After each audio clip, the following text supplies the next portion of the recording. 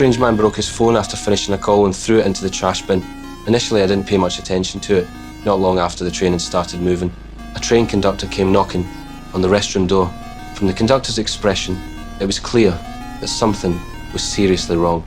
My two children were still on the train. I got up and found the conductor from earlier, directly revealing my identity as a police officer. Turned out there was very likely a suicide bomber on the train, probably hiding in one of the restrooms at that moment.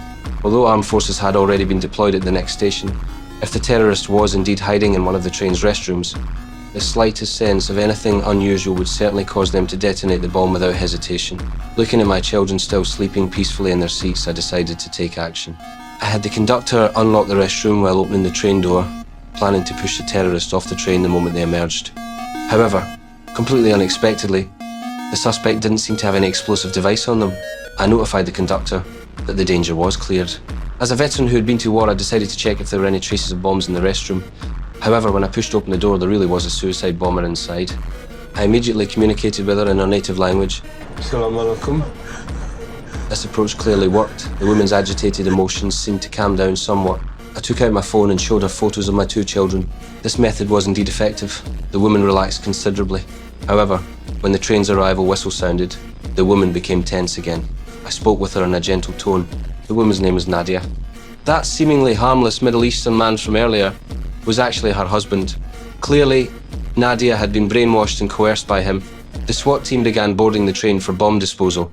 They were fully armed with blast shields and wanted me to leave immediately. I knew very well they intended to kill her with a single shot. I used my own body as cover while indicating that the woman was willing to cooperate and surrender, requesting that the SWAT team send a bomb disposal expert. I had the woman raise her hands high and press close to me, then began turning in circles while holding her. At such close range, a sniper's bullet could easily penetrate both her bodies. Only this way could I save Nadia's life. The police officer nearby, seeing this situation, called for a bomb disposal expert. I slowly led Nadia off the train by the hand. Nadia's husband had already been arrested by the police.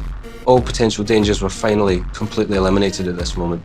The next morning, the train terrorist attack became headline news in Britain. As the hero who resolved the crisis, I received a promotion from London Police Commissioner Lorraine and became the personal bodyguard to British Home Secretary Julia. Julia, as Britain's most active politician at present, not only voted to support military participation in overseas wars, but also introduced an investigative powers bill that violated citizens' privacy. As a veteran who truly went to war and survived, I deeply despised this. I also developed serious psychological problems as a result. But what could I do for the sake of my children?